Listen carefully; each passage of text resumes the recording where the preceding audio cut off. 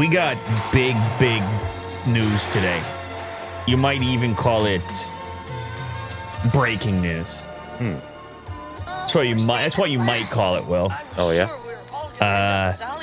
We've been talking about this since things started to go down.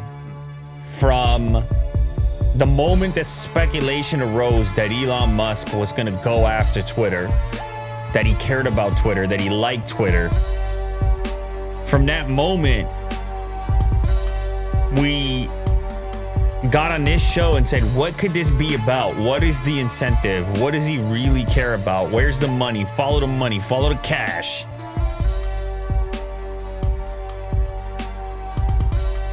And then the news stories start to emerge after the 9.2% stake. After the few billion dollars, whatever it was. Yeah. And then some started to speculate when the news came out that he would not be joining the board, when he would not be taking his seat as had originally been planned. I mean, they even put him on the website. And he said, nah, I'm good. I think it'd be better if I didn't. And then people started thinking maybe there's a little beef over there. People started thinking maybe there's trouble in paradise, Twitter paradise. And then rumors started to come out that, maybe Twitter employees are not big Elon fans and you have some sort of revolt. Mm-hmm. And then people said, no, the reason he doesn't take the seat is because if he takes the seat, then there's a severe limitation on how much of the company he can own. Then the SEC comes out and says, hey, we're about to send you a fine because you didn't disclose in the right amount of time. Mm. And then analysts come out and they say, nah. This is all about a hostile takeover. They say, no. He doesn't want that seat because he's not happy with 9%. Mm-hmm. Because this man wants it all. He sure does. And he could. The thing is, he could. Well, that's more complicated than you might think, Will. There's a lot of people, a lot of approvals along the way that have to take place in order for something like this to go down. But he made a very aggressive offer that came out today. $43 billion. 43 billies. In cash. Unsolicited bid to take Twitter private. And it's official because he just went on Twitter. Of course, that's where you would go with something like this. He went straight to Twitter and said, I made an offer.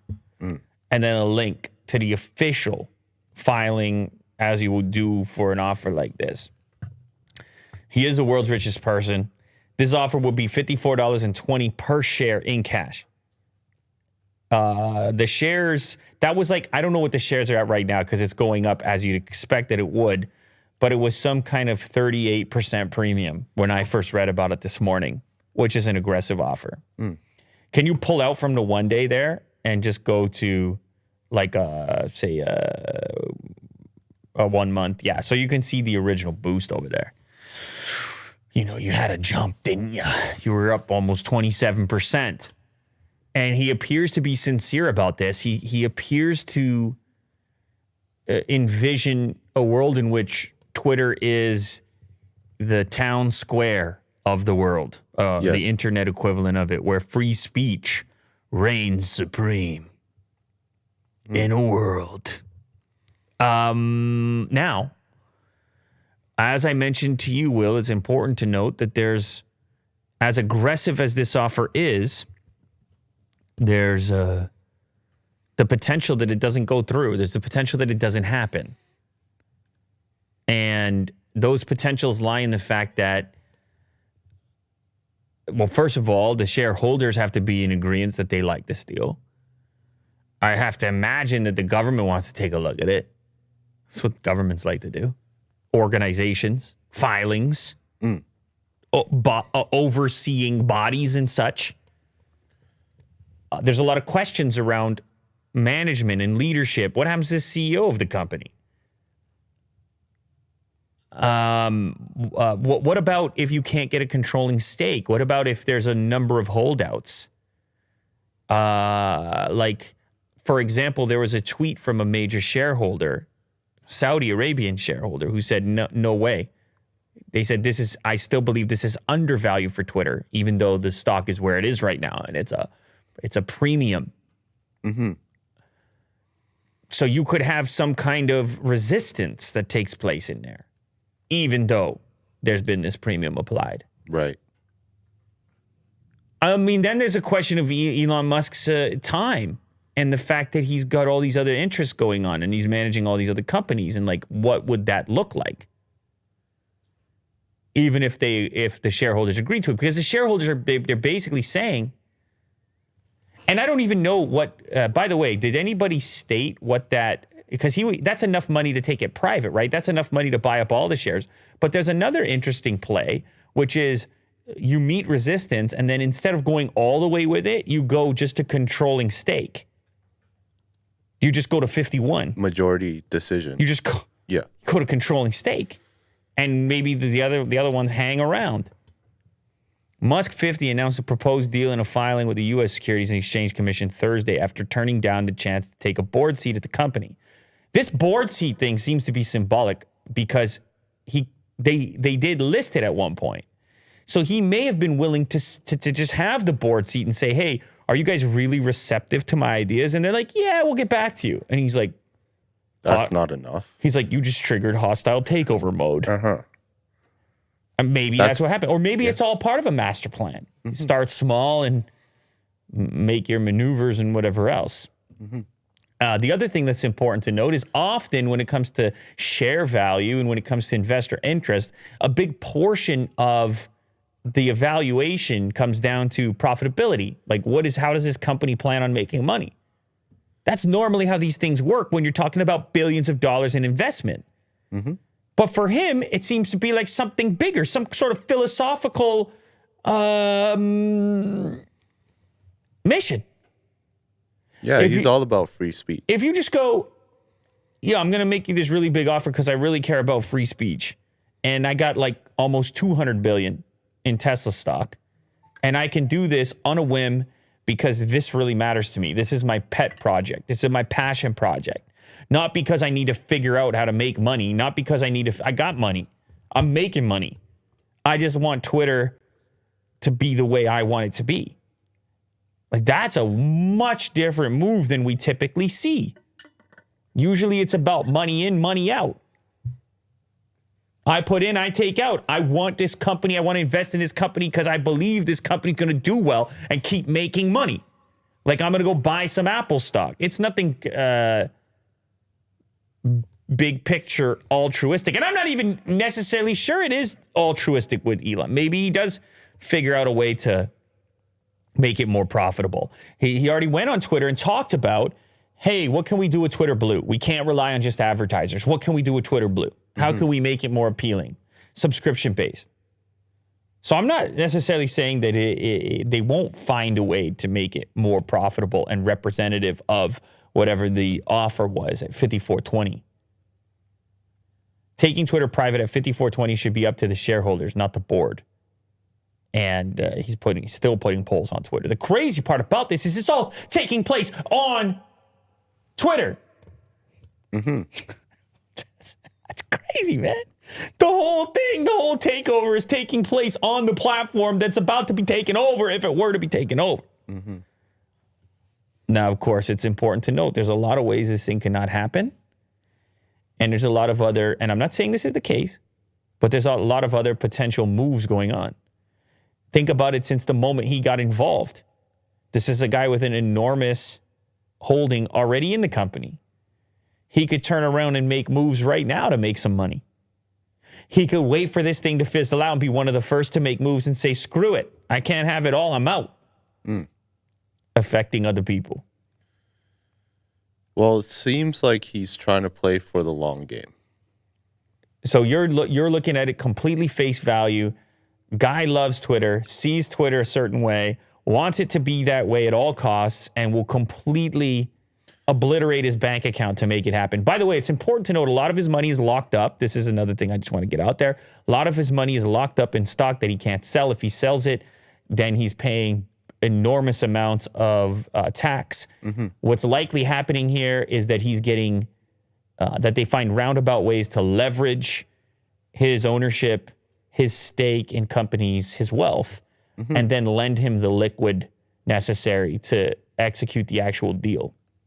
And lenders have no problem handing money to the world's richest man. Well, they're lining up around the corner to hand him money.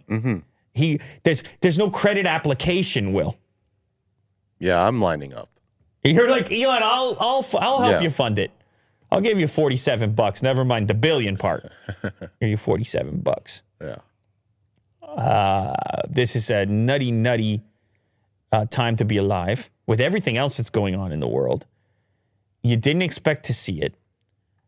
Jack Dorsey's barely left the company. I know he doesn't have a massive stake left in the company, but he recently distanced himself as he became mega crypto head. And Elon has become increasingly obsessed with Twitter, using it more and more as a mechanism to achieve whatever he wants to achieve. This is the part that I think might be overlooked, is that as much as he might like the product and the representation of the product, he also happens to be arguably the most prominent user of the product.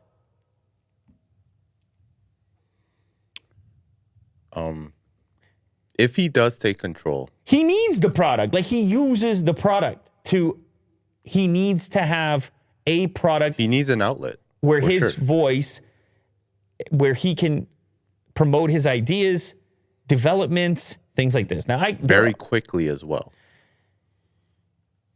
He's not going to make a YouTube short. He already publicly came out and said, not a big Instagram guy. You can listen to the Rogan podcast where he's like, nah, it was bad for me. I'm not into it.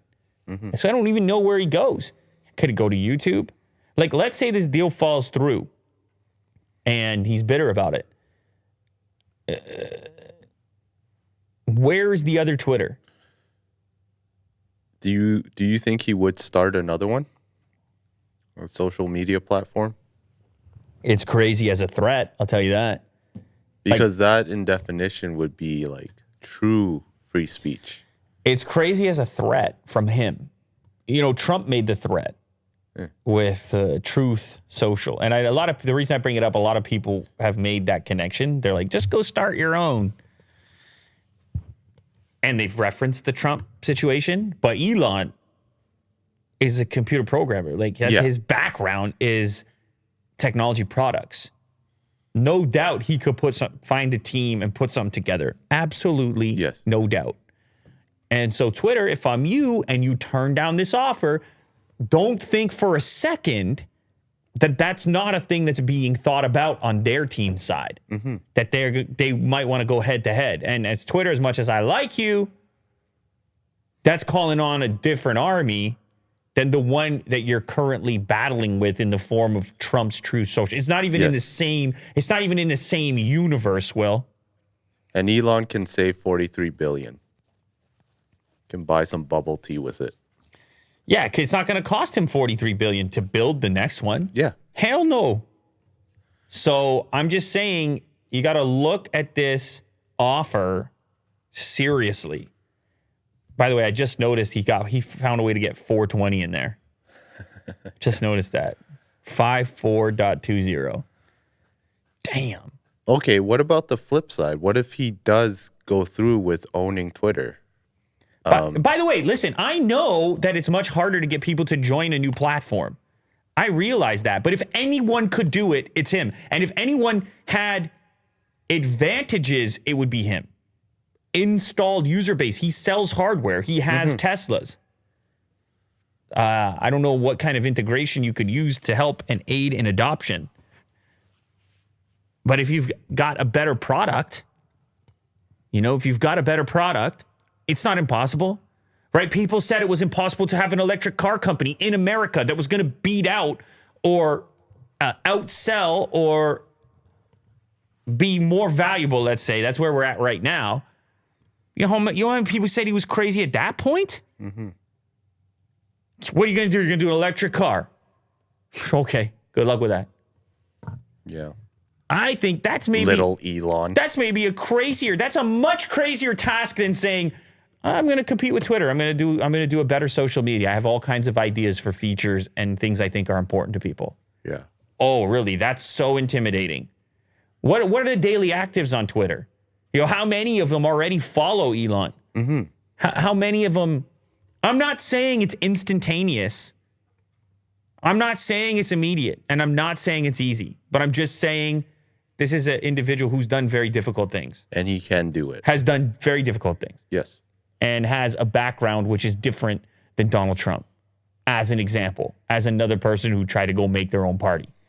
It's always better to have the party where people already are, if you can. But I don't know if he just puts this one down and goes take a nap if this offer gets denied. I don't know. Could be motivating. It could be a motivating one to him. And Tesla seems like Tesla shares went down actually. Yeah. But it wasn't by a lot. It was like 3% or something. Give it a peek right now. What is it? 3.6% today. Yeah, people started to get worried. Wait a sec. Does he get so obsessed with Twitter that he takes his eye off the ball with Tesla? Like where he's like, hey, you guys run Tesla. I don't need to, I'm going to go work on this Twitter thing for a bit. Mm-hmm. He loves Twitter. Yeah. He seems to have a passion for it. And I'm wondering if he does own it, would he unban Trump or Alex Jones? Let me tell you something. He gets controlling stake in Twitter. Everything opens up. Guaranteed. You look at the way he's been talking. You start thinking about... Everything opens up. You start thinking about upcoming elections. You start thinking about campaigning. You start thinking about potentially a movement away from an ad model. Potentially a movement away from the ability to promote tweets. You got a whole new perspective on social media when you have the world's richest man who may not necessarily be in it for the majority of their profits, but instead for some philosophical reason. And you got a whole new game in town. Because that ain't Google. That ain't Apple. That ain't Facebook, Meta. That's a different beast, man. When you shift that incentive structure, you flip everything on its head, and you're not really sure. Mm-hmm. By the way, I'm not saying I know this to be a fact. I didn't ask anybody any questions. I don't know this to be a fact. He could come in there and turn Twitter into a money-making machine and just double the ads, right? I'm not saying that will happen, but based like it's a possibility. Mm-hmm. But based on what I've seen and reading through the tweets and so forth, the dialogue, this seems to be about something else. And that's the interesting part. This seems to be about something else. Influence. And influence, but you probably know this better than anybody will. Influence is about access, amplification. Influence kind of leads you anywhere you want it to, including money, if that's where you want to go with it. But a lot of other places too. We got to wait and see what develops. But look at this. He's got a pinned tweet already responding to Al-Walid, who is the Saudi investor I was mentioning. A billionaire himself. Interesting. So he's responded. Please click on that. This is breaking news. So he says, I don't believe the proposed offer from Elon Musk comes close to the intrinsic value of Twitter given its growth prospects. Being one of the largest and long-term shareholders of Twitter, Kingdom_KHC, I guess that's his investment branch. Yeah, Kingdom Holding Company. Famous holding company, by the way, invested in all types of companies. You'd be amazed if you looked at it. I reject his offer. Rough. So I guess he's got, what, 5% of the company? Did it just state it right there? 5.2%? Ownership in Twitter company to 5.2%. So it's not an insignificant amount. It definitely would be enough to not have the company go private. I don't know. I don't know how much of a resistance you can put up with owning 5% of the company. Let's say if everybody else agrees to the deal. I don't know how these interwork you know what I'm saying? Well, It would have to come down to a vote. Have to come down to a vote. Yeah. Yeah. Interesting. Okay, so he replies, this is what's important. Interesting. 2 questions, if I may. How much of Twitter does the kingdom own directly and indirectly? What are the kingdom's views on journalistic freedom of speech? Oh my God.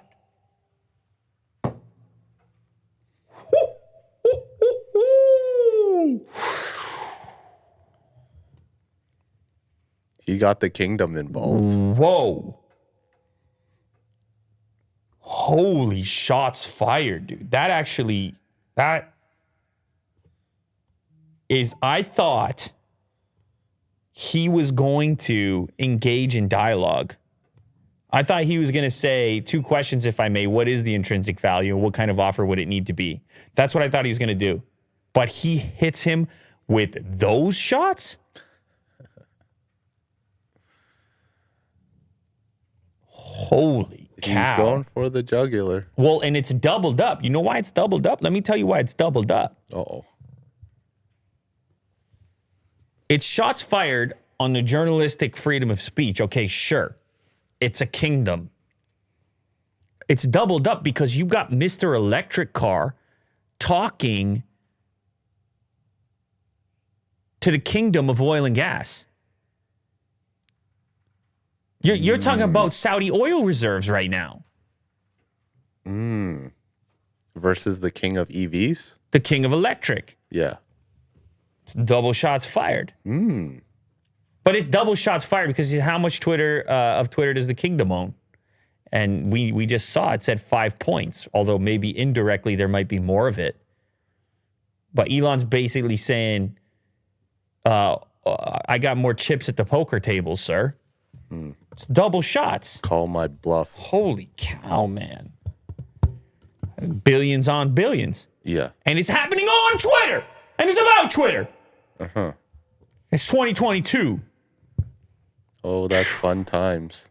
Well, you want to know something, Will? That's why we're here. Yeah, I'll tell you that right now. Us right now? Yeah, that's why we're here.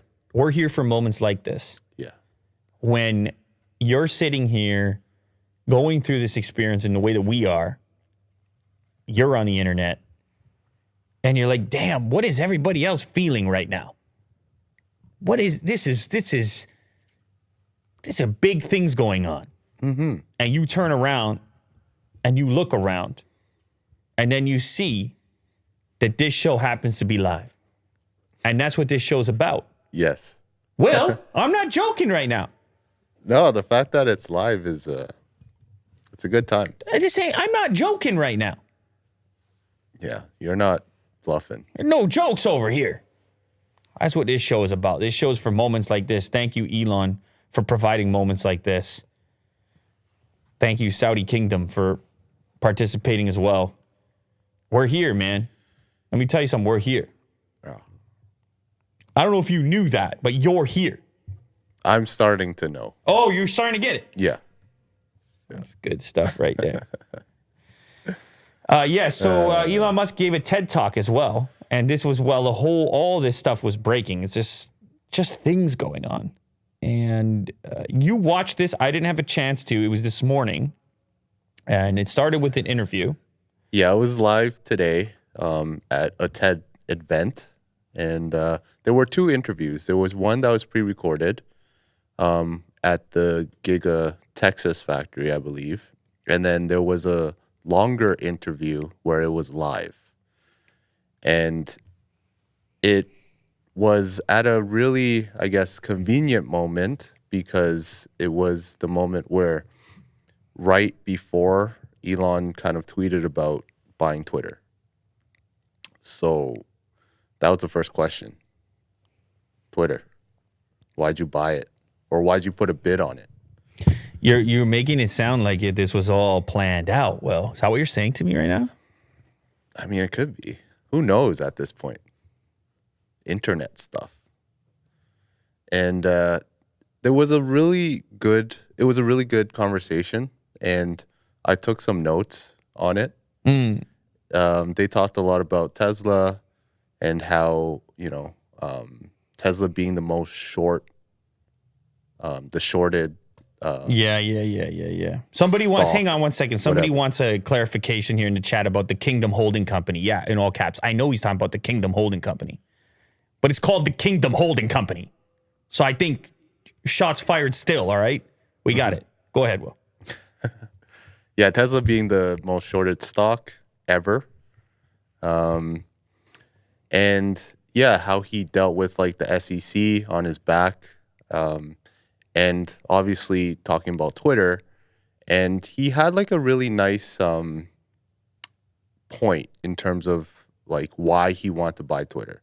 He said that free speech is like true free speech is when someone you don't like say something that you don't like. Yeah. Yeah. And it's just kind of like it kind of paints a picture of what it should be, right? We kind of want Twitter to be a place where everyone can have a dialogue. Everyone can have a voice. And the things that are maybe more prominent should be surfaced. Are you talking about Elon's point of view or your point of view? Twitter's like ethos. Sure, but I'm saying, is this your point of view that it should be completely free, zero moderation? Or are you talking, did Elon say that? Elon said that. And I agree with him. Both your point of view. Yeah. So what would moderation look like in that scenario? What about doxing? It would be shout out Captain off, shout out Jesse. I would imagine it would be kind of like a Reddit system. Things would be downvoted, upvoted. But well, I mean, on Reddit, you can totally... And obviously there's bots and stuff, and yeah, that's what he wants to improve the Twitter algorithm to also, detect. I still think you got to have some rules. Like I'm all with the freedom. I'm all with it. But there's a couple of examples that you can use to showcase why there is still some pretty serious responsibility that comes from being in charge of the town square, like picking up the trash and whatnot in the town square so people can talk. I'm just saying. And there's there's all kinds of mechanical components that would have to be addressed. But I think you got to have some type of program in place. And you're talking about mechanical, which is a good point because he doesn't want permanent bans. He wants temporary suspensions. Suspensions, I agree with that. Which makes sense. Yeah, I'm a much bigger fan of suspensions than banning. I agree with that. And somebody just mentioned that U.S. law also stipulates certain things as far as moderation and so forth. So they're going to have to do something. But I don't know that the far end free speech types are going to like that. Yes. Because the way it's being phrased and the type of people that attach themselves to this particular conversation, the word free is pretty free. It's a big word. And so everyone sits around and watches and will poke holes anytime something. Yeah. Especially when it's one man you can point at and be like, oh, look at that. This was moderated. This one comment, which may have affected you negatively for XYZ, something along these lines. You hear me, Will? Yep. Very difficult. Yeah, Twitter has like a huge face if Elon buys it. Huge target. Yeah. Absolutely. Bigger than Dorsey, I would imagine. Because Elon actually, has a big impact on his tweets. Oh, we have an update on the Kingdom Holding Company. They say the date of the original tweet stating 5.2% ownership was from 2015. It could be a much bigger stake at this point. So maybe that question wasn't shots fired. Maybe it was a little shots fired, but then also actually tell me what the stake is. Okay, fine. I feel like he could figure that out anyways. Sure, yeah. Well, go check out the TED Talk. It's actually quite interesting. It's about an hour long. And I think they're going to release it after this event, which is hopefully coming to an end soon. What do you mean release it? It looks like you can go watch it right now. Oh, well, this one I feel like is... Yeah, I mean, I guess you can watch it. This one, I think, is pirated, maybe. Oh, that's a real channel. Bloomberg put it up. Yeah. Well, come on. Well, I don't know. TED Talks said that they were going to release it, but I guess you can watch it on Bloomberg. Okay. Or wait for TED to publish it. Whatever suits you. But check out Elon making moves, man. Like these huge offers. He putting this kind of cash on the line, and then he's like, I got a TED Talk to do today as well. Like, imagine his calendar. Jeez. You imagine his calendar, Will? Compared to hostile takeovers, go for the TED Talk, build some cars. Meanwhile, Mo's like, I got to leave early. Yeah. Shout out, Mo. Appreciate you, man. Shout out Evergame Studios as well. Yeah, Elon's coming on the show soon. Don't worry. Who's this TED guy anyway? I only know about this show.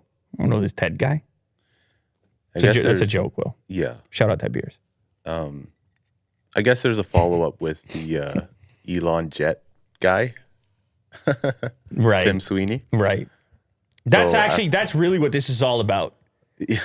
This whole $43 billion thing. Just to thwart his ability to... Yeah, it's all about getting rid of Elon Jet. Yeah. He was pissed about it that it didn't go his way. He made a $5,000 offer, which was denied. And then he said, I'll just buy the whole platform and boot you off.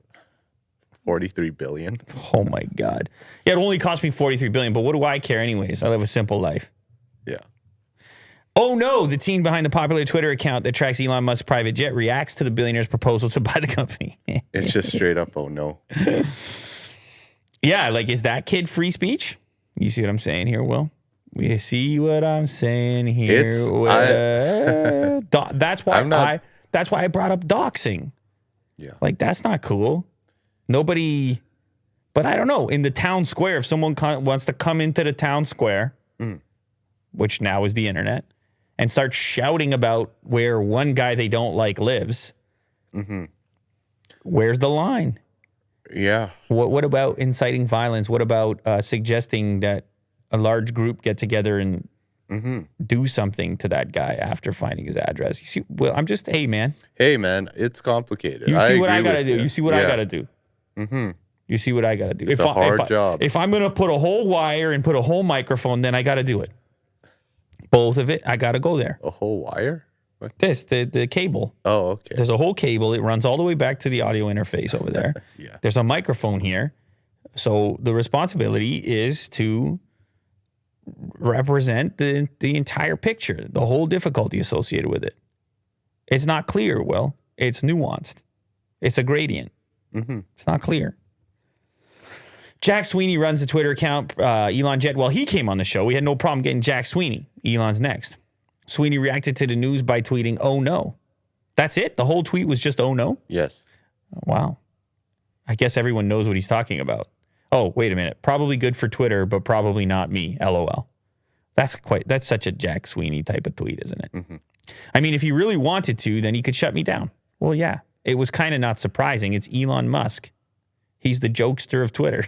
The jokester. I guess he is, among other things. He has 402,000 followers at this point, so he's been blowing up. But, yeah, I would have to assume he'd be one of the first targets.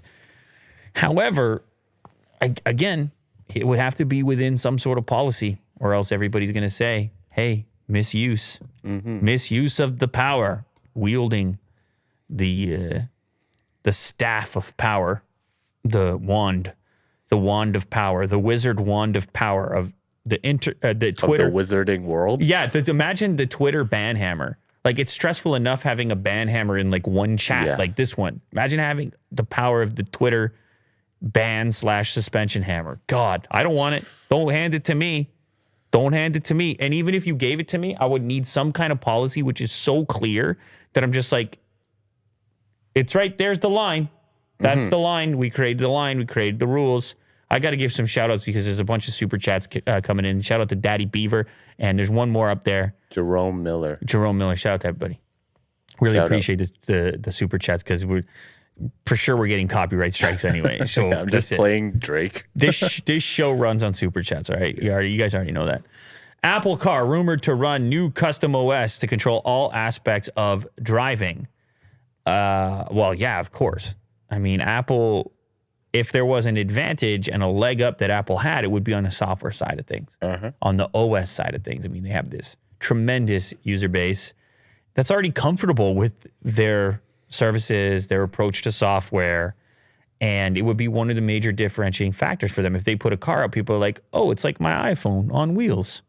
Sick. Everything's synced up for you. A new industry report that claims that Apple is planning to have its own centrally integrated OS for the long-rumored Apple car, similar to how Tesla has one system operating driving controls and entertainment. The giant majority of patents and other regulatory filings regarding the forthcoming Apple car have concentrated on hardware issues. Nonetheless, it's unlikely that the self-driving vehicle would ship with nothing more than an expanded version of CarPlay. Well, yeah, expanded version of CarPlay is fine. But it will not be CarPlay.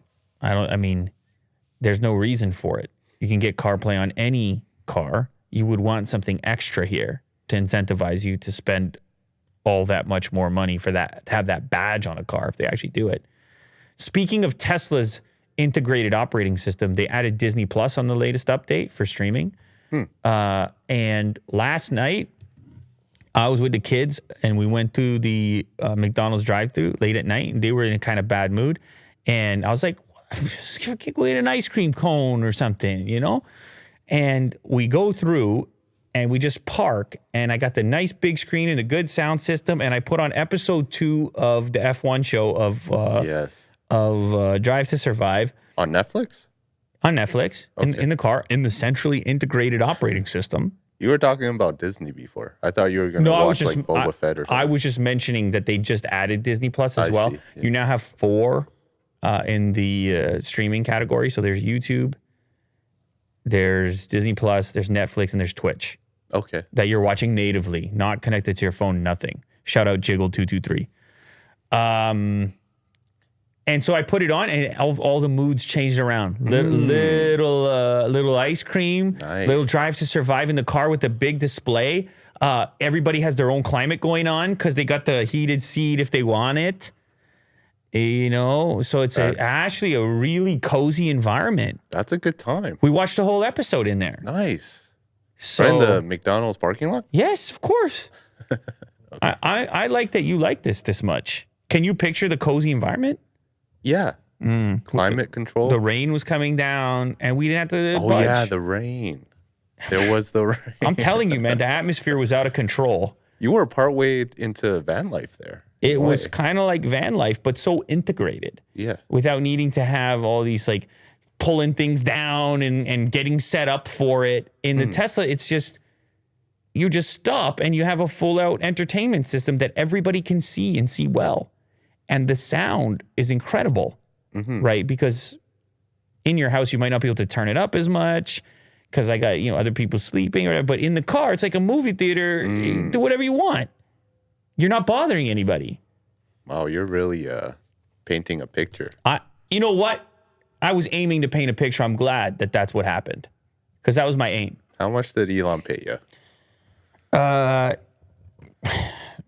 Well, he's broke now. He's 43 billion, so it's all right, Elon. I don't need we can halt your payment. We can delay the payment for that last picture that I just painted. But it was a great time. Yes, of course, Apple's going to do this, some sort of car OS. I'm sure it'll be good. I wish this was an Irish coffee, thanks to those that asked. This is actually from a video that I just finished shooting over on Unbox Therapy where I'm going to give you a little preview. I got this crazy, powerful battery bank, like ridiculous, capable of delivering 3,000 watts of power.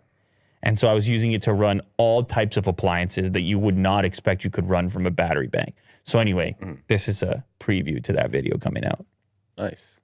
I'm looking forward to it. Someone says we need a better schedule when we stream. Will, do you have any comment on that? I have a lot to say about that, but... Go ahead. Say something. Go ahead. Well, we should be consistent. Go ahead. Earlier. What time? What time should it be? Well, ideally 1 p.m. Eastern. But I don't think that's possible. Willie Doo You're says such a busy guy. Willie Doo says 1 p.m. Eastern. Listen, if you tell me to be in this chair at 1 p.m. Eastern, then that's where I am. No. There's too many other stuff that's happening right now. Well, if you tell me to be in this chair 1 p.m. Eastern, I'm here. That's the end of it. What does the chat think? They love it. What are you 1 talking about? I don't know. I think they like it. See, somebody says it's midnight where they are. Shout out. Oh, yeah, that's late for them. Shout out to those joining us at midnight. It was supposed to be noon, Jennifer says. Yeah. Yeah, that's another good point. We got to do better, whatever it is. Somebody says it's 4 a.m. where they're watching from. I mean, that's even better. You win. You win the contest. Yeah. Listen, man. You guys need to hold Willie Do accountable because I'm saying now. I'm ready to go. I'm saying right now, Will, if you give me a time to sit in this chair, I'll be here. I'm not lying. Yeah. So I want you all to hold him accountable. You Saying understand? it is different than doing it. That's all I got to say. Well, we can start by saying it. Yeah, that's the first step. And then doing it. Apple's app tracking crackdown is costing Facebook and YouTube billions. Yeah, of course. Shout out Jesse. Really appreciate it. But apparently Willie Do hates him. Smartphones are slowly taking over our lives. There's no denying that. For the past few years, more and more features have been surfacing. This makes us depend on our phones to replace other analog items in the process. As a result, these screens are becoming the focal point of our lives. Well, okay, we don't need all this backstory. I appreciate it. But what is this? This is the revenue of Snap, Facebook, Twitter, and YouTube on a chart estimated in millions. And we can see the share that comes via mobile. We can see the iOS share. And we can see the opt-out percentage. Holy cow. For the ad tracking, 65% opt-out. I'm surprised it's not even higher. Yield lost around 45% of revenue. What does 1H represent? 1 hour versus 2 hours, maybe? Anyway, revenue impact, you can see in millions. Facebook has been hurt the most by far. As a percentage and as an overall number. Mm-hmm. Facebook really relied on that ad tracking for revenue. Sweet tracking. Yeah, that's the nectar of the gods, yeah. Which Some is the ad tracking. Yeah. Apple's app tracking transparency feature could cost big corporations almost $16 billion in 2022. These include companies that heavily rely on tailored advertising such as Snap, Facebook, Twitter, and YouTube. Well, Twitter doesn't need it anymore. They just take Elon's money and become free speech accessory town where it's a pet project and they don't need to make any money anymore. That's it. Just Tesla funded Twitter. Yeah, they're good. Facebook is expected to take the biggest hit with an estimation of $12.8 billion loss in revenue, followed by YouTube's $2.1 billion estimation. Yeah, listen, it's a lot of it is Instagram too. The tailored ads. Hey, Will, you need the perfect T-shirt, or you need these. You've never tried socks like these ones, or I don't know what you see on Instagram, but it's always like that. Mm-hmm. This gadget will fix every problem in your life. You're doing it wrong. Yeah. As much as I hate Instagram and their tracking, go ahead. Kind of works. Damn right it works, man. Damn right it works. I buy that stuff all the time. They can't make $8.8 billion in advertising if the advertising isn't leading to sales, causing those advertisers to continue advertising. Yep. I'm part of the problem. It changes the whole nature of the internet if the tracking goes away. People, in a couple ways, it'll be less sales, but it'll also mean it'll kind of get back to the way it was, where you'll see a bunch of ads that are not, where the companies pay less money because they're not really things you're interested in. Yeah, more traditional. You would just be seeing you'd have your privacy, but you'd be seeing ads that are annoying because they're not, as you mentioned, in the case of Instagram, you find them interesting because they know about you. Yeah, they're tailored. Tailored makes it interesting. Yeah. So prepare for a lot less of that. I mean, granted, you just went back to Android, so you're opting back in. You just opted in. You're like, privacy, see you later. Yeah. You opted in to more tracking. It's a lot of money loss, but yeah.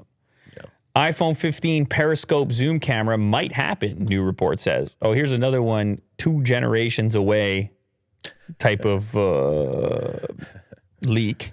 Is this outlandish for you? No. I don't think it's outlandish. Like, because you like that stuff. What's that? The crazy outlandish prospects. Well, listen, this is good. Obviously, the competing devices have it. This one makes sense. Competing devices have it, but one reason I think maybe Apple's been resistant is that the devices that have it, often the periscope camera has a different shape to it, which sort of changes the aesthetic. Though recently they found a way to get it into a more traditional kind of camera cutout. So now maybe Apple's interested if they think aesthetically it's going to be sufficient. A report said a few days ago that the iPhone 14 won't get a periscope camera. Instead, Apple will introduce the periscope lens with next year's iPhone 15 series. A new report indicates that Apple might have already secured a deal with a key parts supplier in Asia who might provide components for next-gen zoom camera. Obviously, the benefit here is you get way more optical reach without the need to have like this crazy, huge lens setup that you can shrink it down and fit it into a relatively slim body.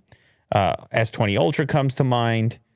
S22 Ultra, the one Mo's using, you get a little extra reach. It's an advantage. Apple doesn't want any other phones to have an advantage. So if they do it, I would assume it would be like a max feature. Yes. They could utilize more space and use it as a differentiation so people would spend more that really want it. Here's an example of how that system works. It's really actually quite a sophisticated and amazing system. Look at that thing. It's really cool, using mirrors and sensors and so forth. Shout out Joseph. Happy to be a part of your house move in the UK. Put us on. We'll make you feel right. Yeah. We'll make you feel right at home. We know nothing about your home, but we'll make you feel right at home. Yeah. You know what you do, Will? You put on a little fire in the fireplace. I'll tell you what. You put this on in the background. I'll tell you what. With some chilled cow? I might be painting a picture right here. Yeah. Because I've been known to do such things. Mandatory testing at Foxconn iPhone plant could herald a lockdown. Well, yeah, China's all about the lockdown right now, from what we can tell, what I can tell.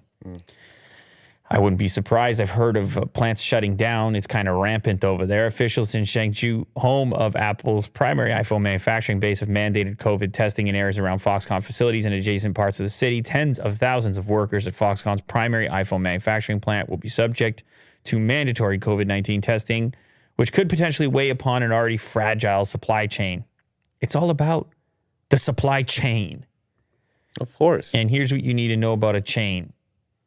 Well, one link breaks in the chain.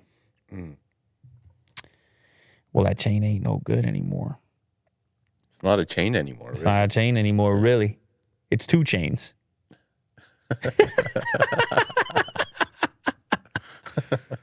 Which is also a rapper. Yes. Comes a rapper. The most expensive stuff. Most expensive is shit. Is the name of the said. show. It's on GQ. It's is it GQ? Anyway, it's cool. Whatever. Shout out 2 Chainz. 2 Chainz is fine, but 2 supply chains is tougher. Yeah, it'll make Tim Cook's head spin. Yeah, he's like I spent all this time mastering one supply chain. Can't have 2 but there's many supply chains. This chain is pretty well thought out, the iPhone supply chain, and it is fragile because of shortages and COVID and blah, blah, blah.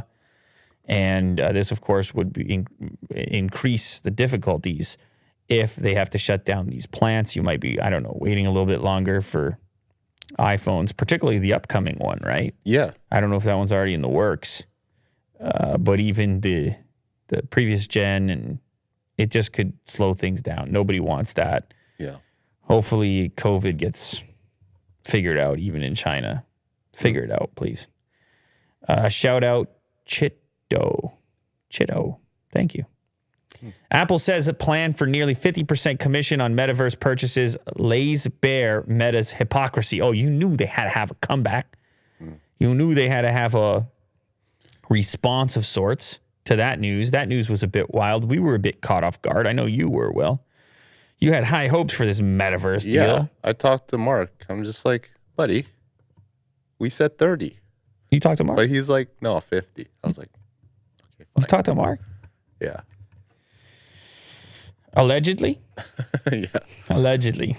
The news came out yesterday, or maybe it was the day before, whatever. 47.5% revenue split on virtual goods sold in the metaverse. 47.5% commission. Now, of course, Facebook had been going heavy at Apple for the 30% commission inside the App Store.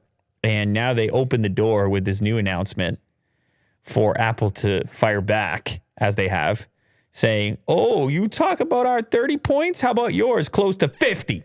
Yeah. Did Tim say it himself? I don't know. Was it somebody else? Let's see. Meta has repeatedly taken aim at Apple for charging developers a 30% commission for in-app purchases in the App Store and have used small businesses and creators as a scapegoat at every turn. Apple spokesman. It's a spokesman. That's because Tim will never say Mark's name in public. He's like, Mark who? Who are you talking about? Mm-hmm. You're like Zuckerberg, the Facebook guy. He's like, I don't know. I don't know who you're talking about. He will play that type of game with him. Yeah. Apple spokesman Fred Zane stated in an email to MarketWatch, now Meta seeks to charge those same creators significantly more than any other platform. Meta's announcement lays bare Meta's hypocrisy. It goes to show that while they seek to use Apple's platform for free, they happily take from the creators and small businesses that use their own. Yeah, I mean, I don't know that 47.5 thing is going to stick. Seems a bit high, but I think the other part of it was that a portion of it was the App Store fee as well, right? Mm-hmm. Yeah, it was split. It was a combo. Things. It was a combo effect. We have a message here that apparently Elon just tweeted that he's a big fan of the show. So we have an Elon update. Oh, nice. This show right here. I don't know if you knew that. Well, we're joking. Don't go check his Twitter. I don't think there's any updates that have happened that quickly. We have a, or maybe he did. Can you go check? Not about this, but maybe something else. Shout out Captain Off, by the way. I think maybe he updated his Twitter. Go back and give us a refresh. Just I love you 10 minutes ago. Okay. All right. Well, I think that's an update we needed to see. Very important. Just a quick I love you if that's what you were looking for. We of course send you a very similar message here. China denounces Taiwan's efforts to protect the tech industry. This coming via Yahoo Finance.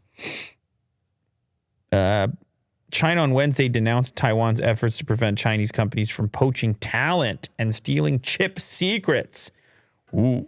As a provocative smear, saying this could not prevent interactions between the two sides of the Taiwan Strait.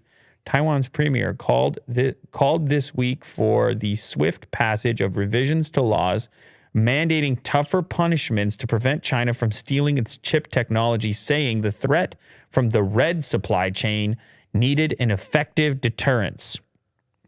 This is tension. Speaking of alternate supply chains, two chains, and red supply chain.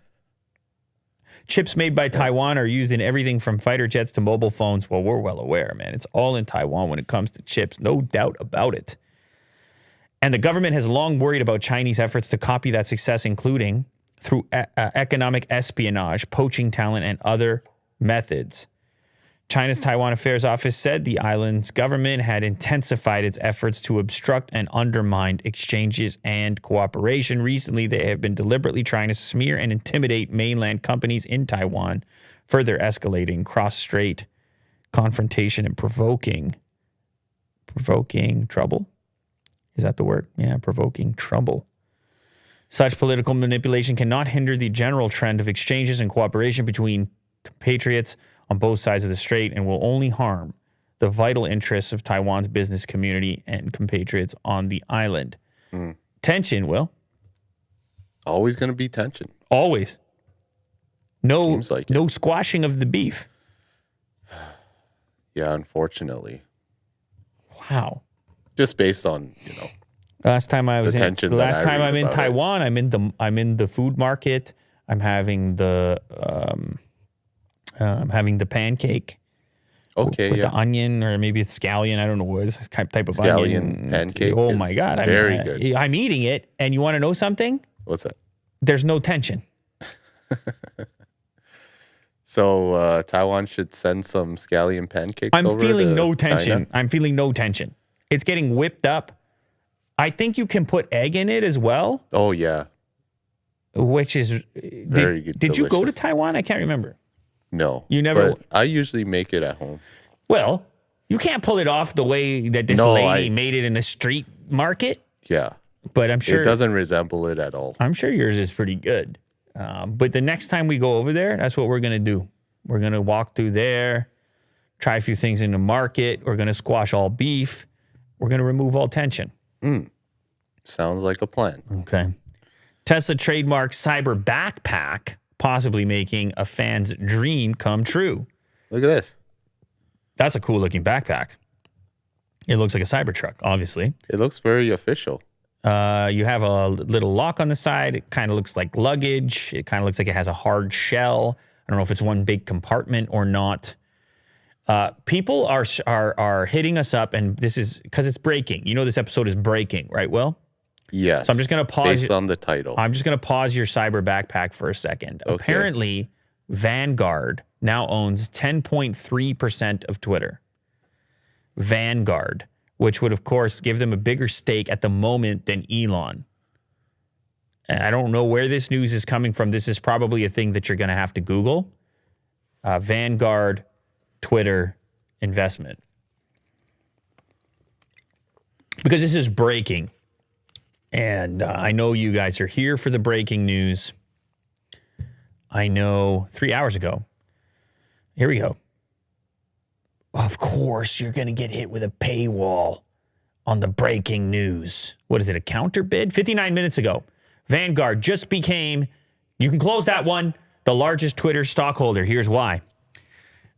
Twitter is in full focus today after Tesla CEO Elon Musk announced an offer to buy the social media platform for $54.20 per share. Oddly enough, shares of Twitter stock closed the day down 1.7%. Likely because Musk's offer may not come to fruition. Currently, Twitter is reportedly weighing a poison pill option that may discourage Musk from acquiring the company. A poison pill provision effectively makes an acquisition less attractive by allowing existing shareholders to purchase shares at less than market value. On top of this news, Saudi Prince Al-Walid bin Talal, a large shareholder of the company, voiced his disapproval of the acquisition. Prior to all of this Twitter drama, however, one investment firm with over $6.67 trillion in assets under management reported increasing its existing Twitter position. Whew! That's Vanguard, ladies and gentlemen. They came out of nowhere. They now own 82.40 million shares of Twitter, which equates to 10.29% stake. All kinds of things are happening, Will, and moving quickly, which is the reason we need to be breaking. Did someone announce that on chat? I said to you earlier. Who was that? I said, you take this title and you put the word breaking in front of it. Oh, it's breaking. And right. You know what you said to me? You were Something's breaking. You looked at me and you said, we can't do that, Lou. This is not a breaking news show. And I said, what are we, a news show? And I said, starting today, it is. Yeah. I looked you square in the eye and I said, those days are done, Will. This is a breaking news show now. And you said, all right, I'll put it in there. And next thing you know, look at the things that transpire. Yeah. While we are live. And you know, I need to shout out the community. Breaking. Elon just acquired Vanguard. I need to shout out the community for keeping us breaking as well, for taking part in all of this. Shout out Jonathan as well. So, yes, this is obviously putting a wrench in it. If this is the poison pill option that they're suggesting here at investorplace.com, it could definitely make things difficult. Because the low purchase option is going to encourage all types of shareholders. Plus, shareholders are sitting here saying there's all this increased interest in Twitter, all this increased publicity. We feel like we're going to make some money. We'll take some extra stock right now. Look at this thing. After hours. Look at this thing. Look at it. 4%. You talking after hours right now? Oh, yeah. You didn't want to put breaking in the title, but now you're talking after hours. Where's Mo when you need him? Talking about stocks guy. You talking about our financial analyst over here? Yeah. Yeah, Mo. He's actually probably listening. Mo, if you're listening to this, you better get your butt back here right now. You better do a U-turn. Yeah, you better turn right around. Yeah. Okay. Well, we'll keep up to date with we're going to keep an eye on it. Back to the Tesla backpack over here. Cyber backpack. Shout out Shabam. Is this a product? Like, what's going on? Did this guy make the product? I believe he designed it. Yeah. Volti, which is an EV channel on YouTube. Yes. 3,000 subscribers. This was a TikTok, I guess, which was reposted on YouTube Shorts. And he's showcasing what looks like a cyber backpack. It has a little charge port on it. Get it at cyberbackpack.com. I don't know if this is officially approved. Shout out Gabriel. That's really cool. Well, it's cool what he made, but what's Tesla going to do about it? We should get it. Hang on a second. The Cyber backpack is up for grabs on its website for $200. That price is limited to the first 300 buyers, after which it gets bumped to $350, so that Riz can actually end up making some money off the bag. His ultimate dream, however, is to have the Cyber backpack listed on Tesla's website as official merch while splitting the profits with Tesla's techno king, Elon himself. I don't know how this is all going to work, Will. This is complex, isn't it? I mean, anybody can sell a backpack that looks like a Cybertruck. It's just got some shapes to it. But if he wants to cut a deal with Elon and have it on the website, I don't know what the best way of going about that is. Yeah, I don't know if you want to start selling it right away. I think they would 300. Design their own. Tesla? Right? Yeah. Yeah, I would think so too. So I don't know how it's all going to go, but this is very cool. In the meantime, you can go check his stuff out and check out the backpack itself if you're in the market. But it is a premium price tag for a backpack. But it looks like he does have a little battery bank in there and a few other things. So there you go. You got the Cyber backpack. You want to take a break? Now is the time. Guys, there is so much fun on the other side of this break. You best not budge. I'll see you in a minute. Today we're sponsored by Honey, online savings simplified. This is a no-brainer. It's in the background. You add it to Chrome. It takes 2 seconds. It's free. Imagine that. A sponsor, it's free. You just install it and you start saving money on your favorite things. Easily pay less for products that you're already buying online. Things like clothing, video games, technology products, whatever you're into, Will. I don't care what you're into. You can be into whatever you want to be into. Just don't overpay for it. All right. Or else we're going to have a problem, you and I. And you're going to hear about it. Find savings in seconds while you shop. Honey will find working promo codes on the internet in the background. You just shop as you would normally shop. You add to cart, and at the very end, Honey checks to make sure that you're not overpaying. If there is a valid coupon available, it'll be automatically applied, and you will save instantly with one click. You can see this example right here. It found a working code and saved this individual $44.67. Added to Chrome. It's free.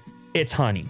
So I'm in the market for new Brixton hats, and I found a site to get me good Honey deals. Super easy to use, just one click, and it tells you how much you save per purchase. So now I'm just waiting on the shipment and excited to show off the new hats on the show. Brixton hats don't come cheap, and I was able to save $50 with Honey. Honey doesn't just work on desktop, it works on your iPhone as well. Just activate it on Safari on your phone and save on the go. If you don't already have Honey, you can be missing out on deals. And by getting it, you'll be doing yourself a favor and supporting this show. Get Honey for free at joinhoney.com/LouLater. That's joinhoney.com/LouLater. We're also sponsored by DoorDash. These are the restaurants you love and also ones that you probably should discover, because sometimes it's easier to test out a restaurant this way, Will, with a little bit of low action. I mean, you might not want to go on a date there without having tried it out in advance. You want to make sure it's good. A little taster? Yeah, it might be a taste test. All right. You might do a smaller order and have it show up at your house, and then all of a sudden you're preparing because you got this big event coming up. And that's what DoorDash is going to allow you to do. The other thing it's going to allow you to do, which I've been using it more and more like this recently, is to pick up the essentials that you may have forgot. This could be 7-Eleven. This could be, it could even go to a local gas station, get some. You might just need some, like a barrel of ice cream or something. I definitely want a Slurpee. Man, I saw the thing lately where I order it off DoorDash, and then it's like, hey, we can also make another stop for you if you need something over here on the same trip. Oh, no way. Yeah, they're like, hey, you want us to stop in here? Anything you need over here? It's really amazing what's going on. So yeah, it could be something as simple as your favorite restaurant, or it could be the essentials from the convenience store, or the 7-Eleven, or whatever. I mean, 7-Eleven, look at the menu at 7-Eleven. It's out of control. You get the taquitos. Dude, it's a full meal. Yeah, you might get a personal sized pizza for two for $6.50. You might get a nacho bowl for $3.99. These are Canadian prices. I don't think inflation happened at 7-Eleven. Taquitos? Anyway, get DoorDash to do it so you don't have to. You know why? So then you can sit around and you can play Horizon instead.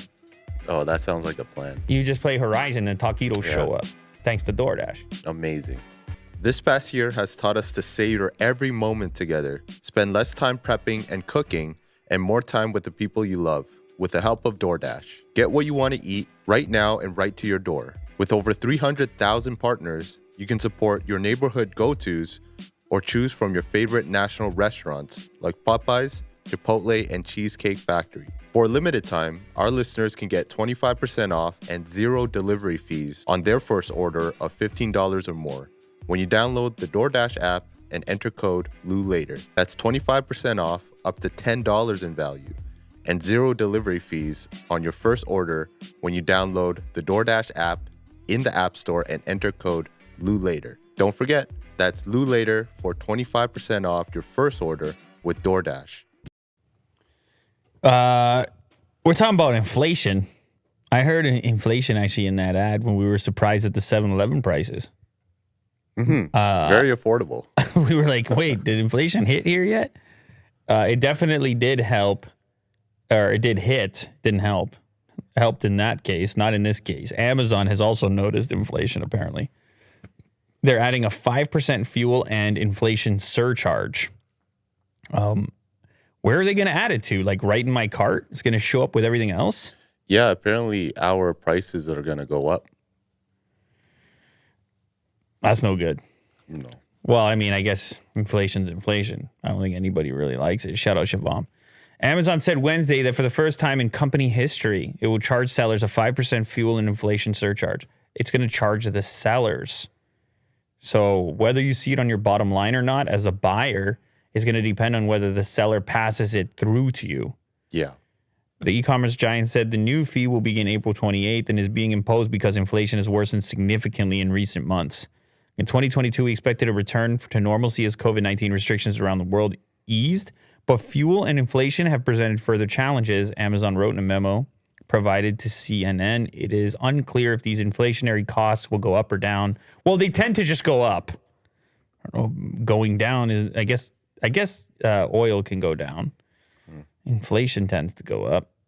I guess oil is a big component here, though. Fuel costs for a company like Amazon are pretty major. Suppliers sharply raised prices by 11.2% in March, the most on records that go back to 2010. The Bureau of Labor Statistics said Wednesday consumer prices spiked by 8.5% year over year in March, the biggest jump since 1981. For those saying the inflation thing's not there, those numbers those numbers are in disagreement. Like many, we have experienced significant cost increases and absorbed them wherever possible to reduce the impact on our selling partners. When we did increase fees, we were focused on addressing permanent costs and ensuring our fees were competitive with those charged by other service providers.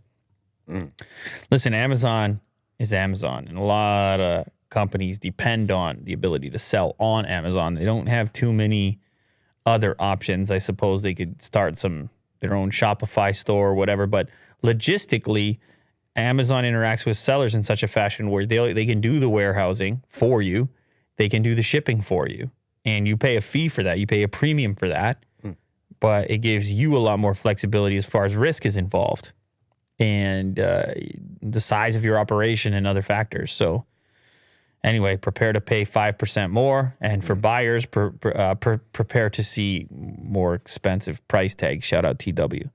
Mercedes-Benz Vision EQXX completes 1,000 plus kilometer journey on a single charge, paving the way for future long distance EV travel. That's a big number, man. That's the dream.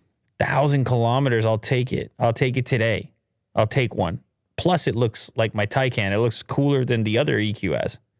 Looks like it's made out of chrome. Yeah, but it's not. I'll take it.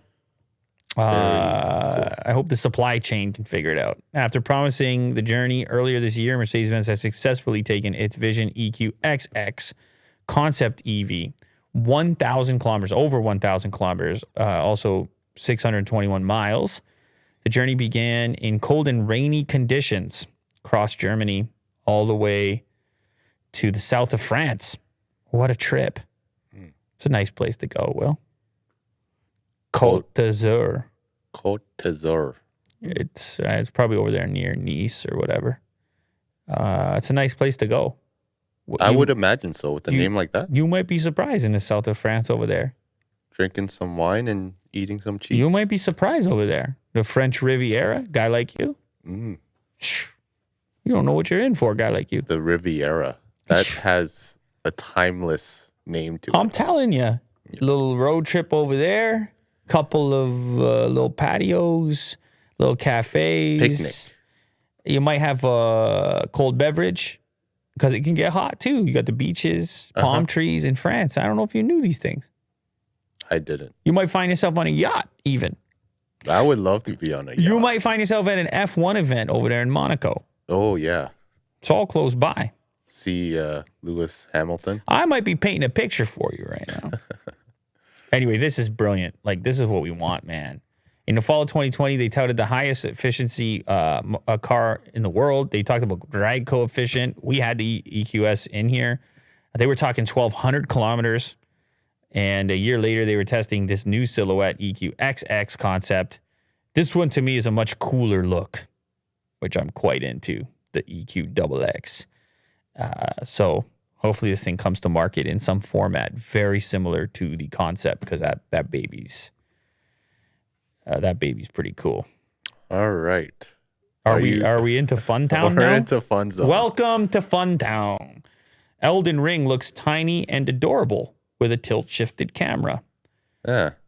It's amazing how that tilt shift works, isn't it? It really hits the spot. Very satisfying. Oh, satisfaction guaranteed. I don't know if maybe it's like the frame rate as well. It looks like a diorama. We're getting more Elon tweets, by the way. More breaking Elon tweets. Yeah, even in our fun zone here. Yes, you're right. This is satisfying.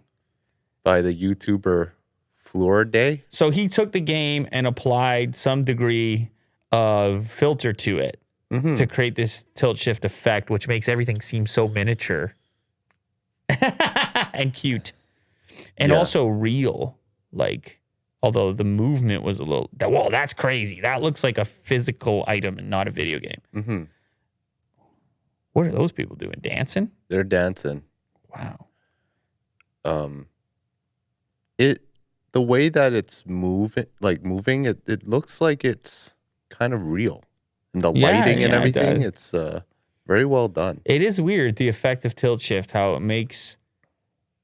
Yeah, it's not... It isn't necessarily how we see things. I know like the way our perspective works is you have like the blurry sections. You can't focus on everything.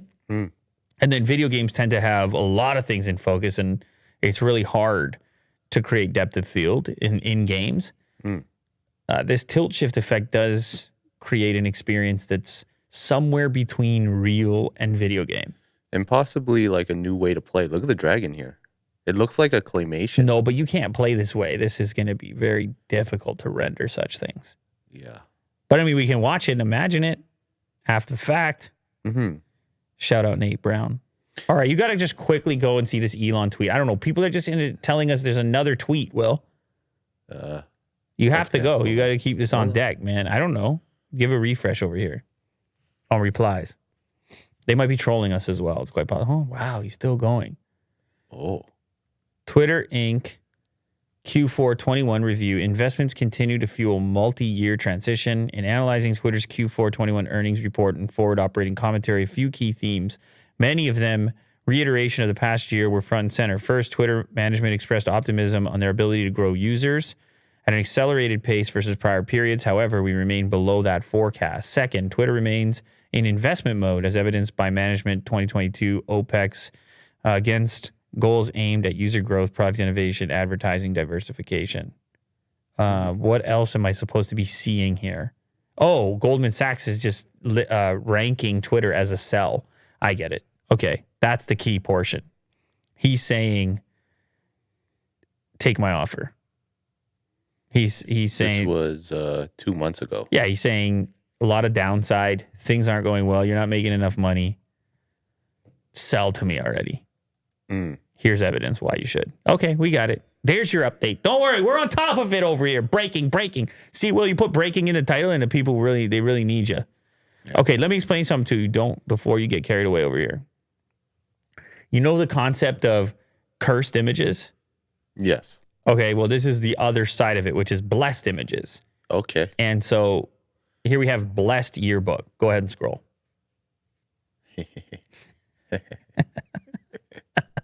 How'd they get away with it? I don't know, man. Somebody got Is that the school dog or something? No, I think somebody got their dog in. Maybe the photographer, the yearbook committee, who I don't know who decides on the eventual design and locks this into place. But somebody got a black lab into the yearbook in the position that typically would be reserved only for a student in the school in the yearbook. And he's in there in such a way where he's barely in the frame, just sort of peeking up from the bottom. And you could see the whites of his eyes. He's exactly. Very, very cute. And he's also a little bit confused as to what's going on. He's kind of like, is this where you want me? Are you sure? Am I in the right place? I wish they had names, though. Should I be in this yearbook? All of these students don't have names next to them. The names are going to be in the directory over on like the left-hand side. Yeah. That sometimes they do it that way. I don't know. They think it looks cooler or something like that. Shout out Ross Vlogs. Well, that's very nice. Yeah, I want to give you something a little light there. That's very memorable. I want to give you something a little light there, Will. Next up, we have a koi fish. I don't know if you know about these things, but they live a really long time. And this one was called Hanako, and it died at the age of 226. Wow. I never knew they lived such a long life. 226. Yeah. You know how much the world has changed in 226 years? Uh-huh. That koi, Well, I don't. That koi fish has seen a lot. Mm-hmm. It actually hasn't. The pond has looked the same the whole time. Yeah. Just gets more and more algae. All 226 years. He's like, no, get me out of here. Zero change. Shout out TechMed. I guess the people that are feeding, well, they've changed. Their styles would have changed over 200 years. Anyway, it died in 1966, and they used two of her scales to determine the age in the first place, and also to figure out, why did you live so long specifically? She was the longest living koi fish. So that was from 1751 to what? What is this? 1751 to 1977. Yeah, that's 226 years. Oh my God. In the 17th century. Wait, what? 1751 to 1977? Yeah. Holy cow. That's shocking. I mean, obviously, as humans, we're pretty aware of lifespan. And just to have it shifted to that extent, to even imagine if we could achieve 200 years of life. Yeah. She lived through 1800s. All of 1800s. The entire 1800s. Yeah, just breezed through the entire 1800s. Oh, man. What a life. Yeah, I thought that was pretty cool. This is interesting stuff over here. Quite. Maybe you didn't know, but they get bigger too as they get older. Yeah, so this one's quite chubby. She was a big one by the end there. And that's the thing. You might be looking at a koi pond and just think nothing of it. But in this case, they didn't even know. I mean, she outlived anybody who would have originally seen her there or placed, you know what I mean? Fed her or like walked past. So the only way they would know how old it was is it's like examining a tree or something. Yes. They got to take the scales and go, oh, damn, a lot of people been through here and you still been hanging around. Some of those turtles get old as well. Very wise. Oh, apologies, Nate. I'm really far away from the chat here. Nate Bown, not Brown. My bad. How dare you? TikTok shows what happens when you don't tip your DoorDasher. Bags of food orders stack up as buyers fail to tip before... Stop it. Is that real? No way. These have been sitting here for 4 hours because no Dashers would take non-tip orders. No tip, no trip. The worker told me no Dashers, Uber Eats, Grubhub went to get the order. I don't know if this is real or not. Yeah, that seems crazy to me. If you're working there, why would you just throw it on the ground? You're supposed to, make it more organized. But also, if you notice that nothing is getting picked up, which could be also a technical glitch, it could be a lot of other things. At which point do you just stop making these orders? Like, it's crazy. You're just letting them all pile up for hours on end. Like, it would take you a long time to make all that. if you haven't had a pickup in Yeah. a long enough time. Over the weekend, one TikTok video showed stacks of paper bags piled up in a restaurant. You can watch the video here since you can't embed it. Yeah, here's a quick rundown. Posted by Stephen Lang, who goes by the username Mr. Panda. Says these have been sitting here for 4 hours. No one's picking up the no-tip orders. Now there's no confirmation that Lang's caption is totally correct. Newsweek reports. But it isn't totally difficult to believe. Okay, so I'm skeptical. There is a DoorDash spokesperson who wrote in an email that the company has built other aspects to help employees earn, including hotspots wherever Dashers can quickly see busy areas to earn more on their time. Always shown guaranteed minimum amount they will earn for completing a delivery before they ever accept the delivery, as well as location and name of the restaurant, estimated total mileage, et cetera, et cetera. Yeah, I don't know about this, Will. I don't even think that's necessarily the way the app works. I think that looks more like a technical glitch to me, but I don't know. I can't say for certain, but that's a crazy image nonetheless. Yeah, very shocking. I put this one in here. And by the way, I always tip on those things. Anyway. You should tip. You don't have to, but you should. I tip. You gotta be nice with it. I put that tip, Will. Let me tell you. This one, I want to get your take on this one, Will. This is posted in Cringetopia. And I really need to get your take because I felt a certain way. And I need to see if you feel the way that you feel. And so what we have here is it's titled Lorde Shushing Her Own Fans. Okay, go ahead and play it for us, Will. This is where the copyright comes in. Yeah, we need the audio. You got to go back to the beginning. Go back to the beginning. I am my mother's child. I love you till my breathing stops. I love you. Oh. Can we get a replay on that one more time? Okay, here we go. I am my mother's child. I love you till my breathing stops. I love you. Okay, now explain to me what you saw in that clip, Will. So Lorde is singing without music. And as soon as she opens her mouth, the audience tries to sing along. Right. But she immediately shuts them down by physically kind of like forcing her hand down. And then the shush on the mouth. Yeah. And so she basically shuts them up. And she sings out of tune in a way. She said shut up, basically, right? Yeah. But signaled it. Can we get one more, please? I am my mother's child. I love you till my breathing stops. I love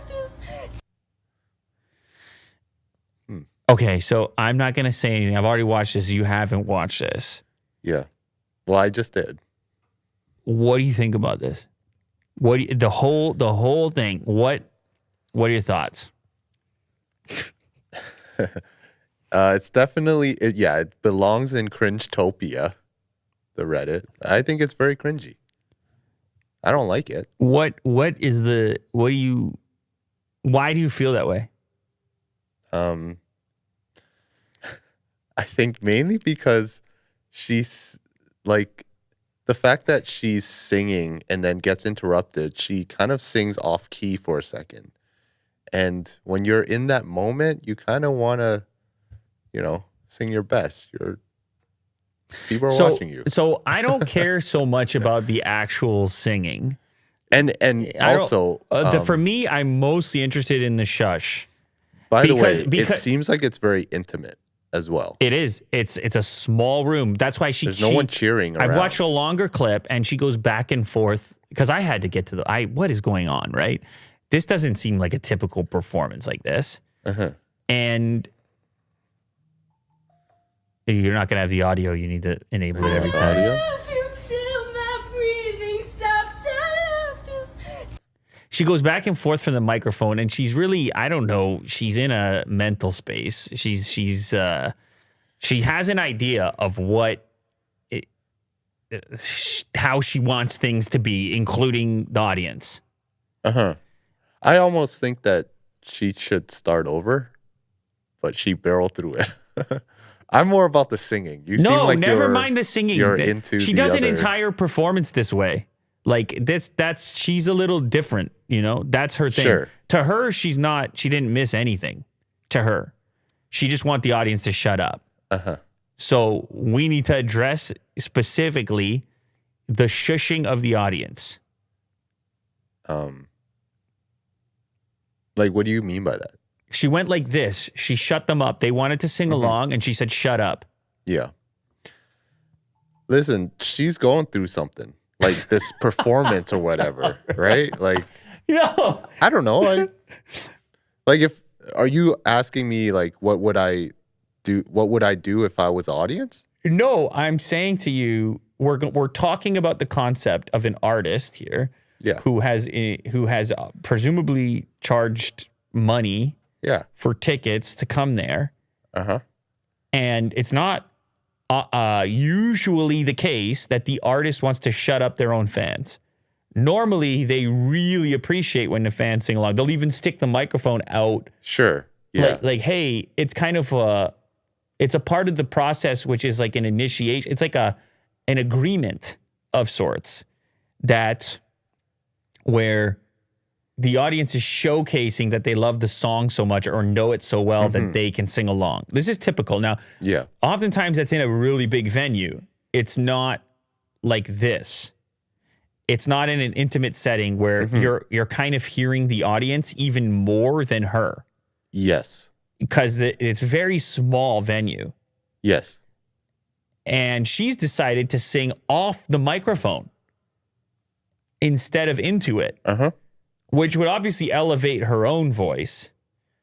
But then at the same time, she's in this really emotional state, seemingly very affected by her song,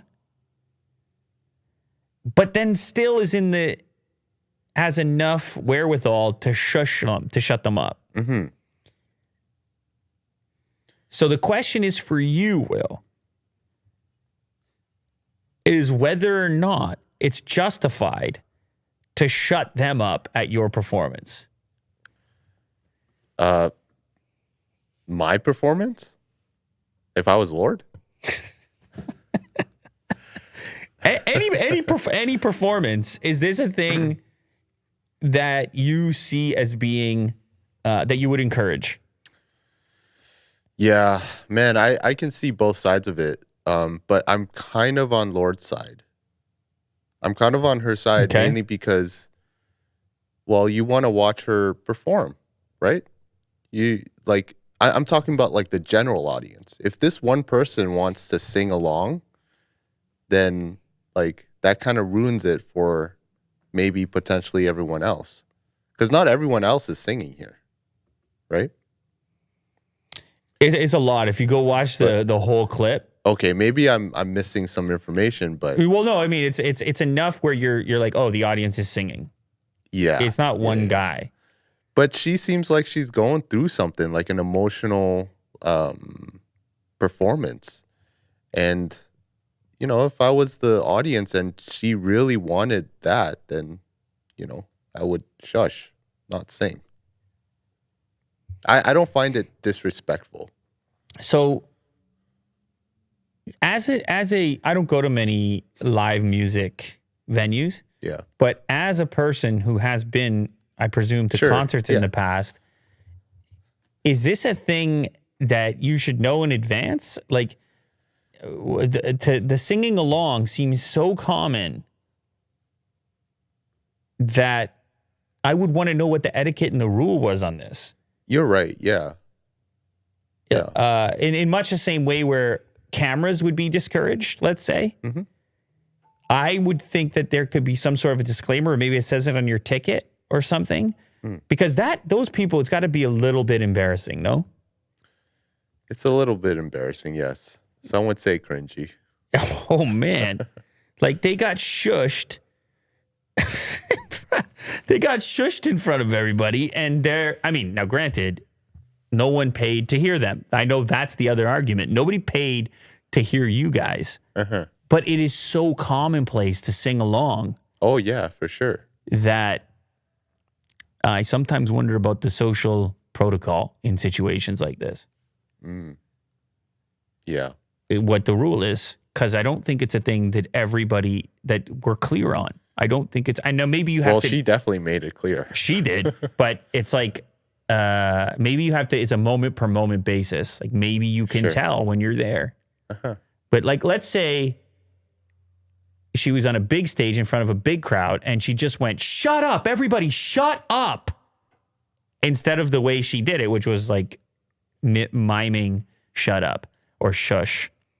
Like then maybe the fans are like, "Whoa, easy." We love you. It's tough, man. Yeah. Being in an intimate place like this, I think brings on like a certain level of personal feelings. And yeah, I mean, the audience, I feel like they shouldn't be embarrassed. They just didn't know. And yeah. You know what I would suggest? I think I found the perfect scenario. And I know this might be hard or it might kill the vibe a little bit, but if you're going to sing a song like this and move off the mic and it's meant to be a cappella and there's no music backing and it's a very intimate setting, before you start, you just say, "Hey guys, this next one I'm about to do, I really appreciate if you guys can remain quiet for this one." Yeah. If you do the disclaimer like that, then you can avoid the weird shush moment. And I think people will respect it. Just gotta play it one more time. I am my mother's child. I love you till my breathing stops. I love you. Yeah. There's a longer clip if you enjoy this and you'd love to see more of it. But it's communication, right? It's a type performance and audience and performer. It's a type of communication. It's two-way. And I think sometimes anytime where you're lacking communication, there's these weird missed handshakes and the residual is cringe. Yes. But I enjoy watching this. This was pretty funny. Okay. I got you, Will. Oh, this is yours. Boat made of ice. Yes. Now, before you watch this, I got to give a disclaimer. I don't know if this is real because the way that it's cut, it's hard to see like the boat being finalized. But then again, you can kind of see the finished version. So I don't know. You can make your judgment here. So there's like a big carved, oh my God. This guy decided to carve a boat in the middle of the lake. Since it's iced up, It's very thick ice. And very thick. They can shape it out and carve like the boat. And it looks like a boat. But you're saying the issue or your skepticism. So this is where, okay, they keep on digging underneath the boat. And then all of a sudden, you get to the next scene of this tractor that's, I think, supposedly picking up the boat.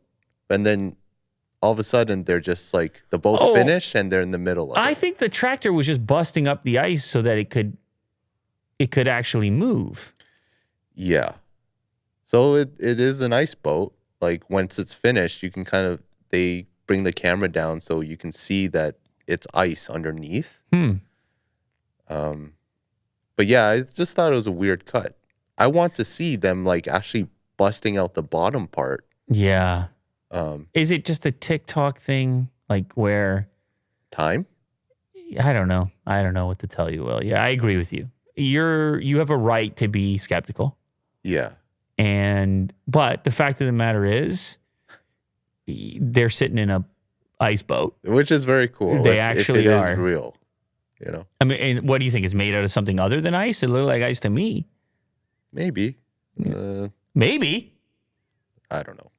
Wow. I don't know what to think nowadays on the internet. You know what? That's fair. Let's go back to the last clip. Lorde singing. Okay. No, I'm kidding. I can't get out of there. No. I'm kidding. No, stop. No, we're good. No, Will. I was joking. I was joking, man. I was joking. Whatever. Shout out Lorde, man. Listen, whatever. Like, I'm not hating anybody. I wanted to talk about social protocol. You made it about the singing. I was not even going there with it. Here we have, there was an attempt in Reddit. There was an attempt.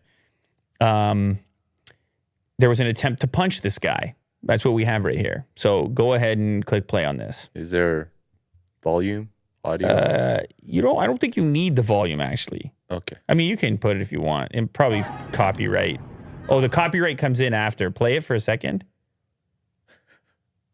So Play it? Yeah, play it with the audio. With I think audio? I think it comes in after. Okay, now get rid of the audio. There you go. It's actually a really perfect. It's a really perfect song. Yeah, man. But we're gonna try to avoid one copyright strike. But the important part is what happens. The guy, they're having an argument. It's a protest or something. He goes to swing, and the other guy fully shuts him down. And so easily, he spots the punch coming way before. Plus, this guy's a bit of a tank. And this guy's in shock. He's like, I almost got hit. He's like, you almost got hit. This guy's like, gotcha. There's a lot of funny things happening. He's like, nice try. And then the other guy just agrees. He's like, damn, you got me. And he just backs up. Look, here we go. How easily did the bigger dude just shut him down? And how accurate he was. Holy. Just cupping his hand with the fist. But casual, too. Yeah. Like he does it every day or something.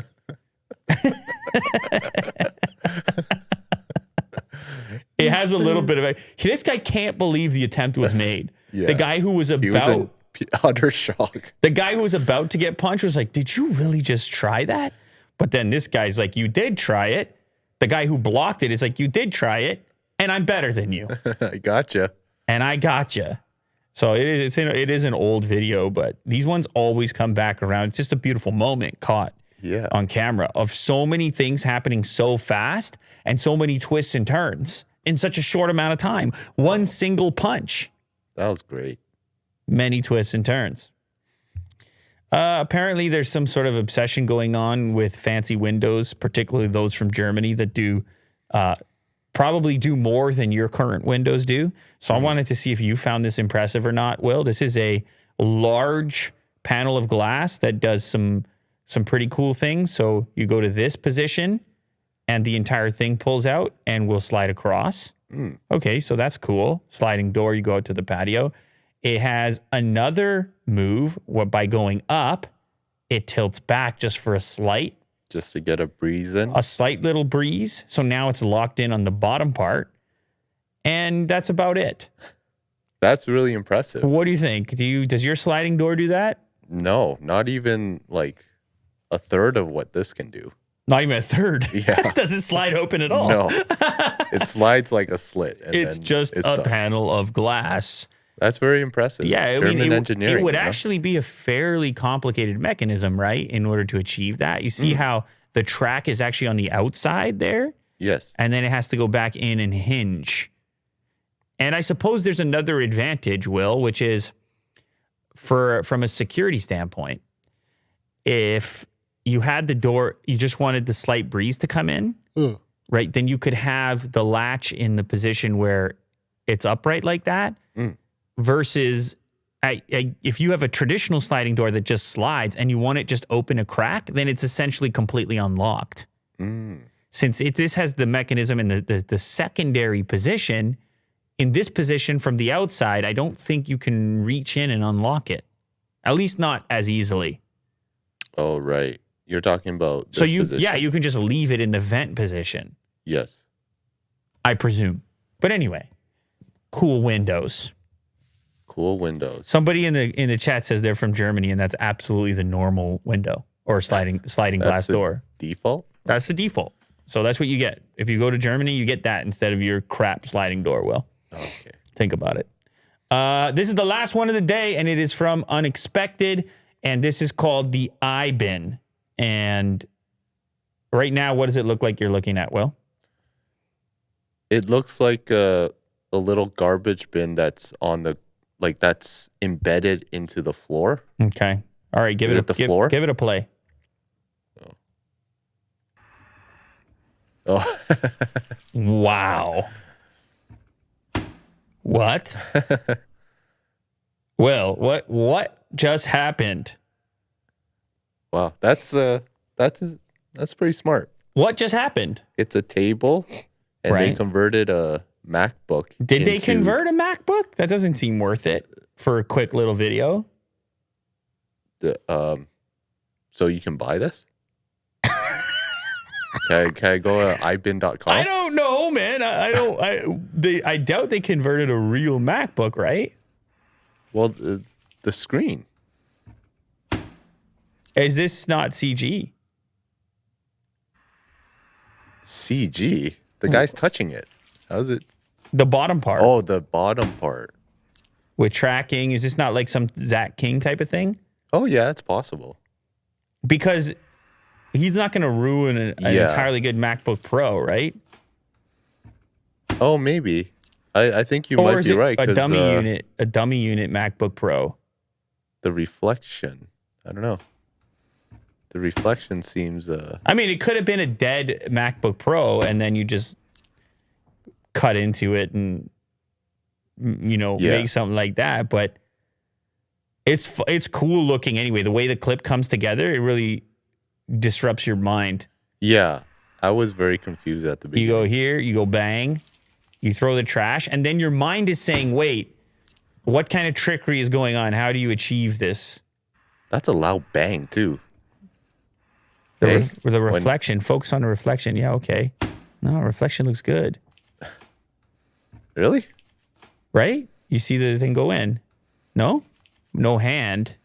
Would you see the hand reflected though? You should see the hand reflected, shouldn't you? I don't know. Maybe. I don't know. The physics look kind of weird. But I don't know. It's hard to tell. They did a pretty good job. They did a good job, so shout out. And obviously this post exploded because it's super cool, as we imagine some sort of hidden trash can in a table. Someone should just do hidden table trash can anyway. Yeah. And you do it with a dummy laptop, and it's like a cool feature in your room because you're really cool. Yes. You know how that works, Will? You ever seen that before? Shout out Nate, who's a big fan of Vin. Maybe Vin will see this and he'll be a guest on the show one more time. It's been a long time since we've actually seen him. But that might be the motivation he needs, all those $2 super chats from Nate. Yeah. Anyway, there you have it. That's the iBin. A lot happened today. This was a breaking episode, as you are aware. And that's our job. We bring you the breaking. We're never gonna let you down. No, Will. No, Will. No. It was about the shush. It was about the shush. I'm a big Lorde guy. Huge Lorde guy. Shout out Lorde. Thank you for all the super chats. Really do appreciate it. Really makes a difference. Since we're getting copyright strike anyway. Yeah. As I told you before. We'll try to get Vin on the show for you. Hopefully Mo will be back. We'll be back in one form or another tomorrow. And maybe we'll have new news on the whole situation with Elon Musk and Twitter and everything that's transpiring. What a time to be alive. That's the bottom line.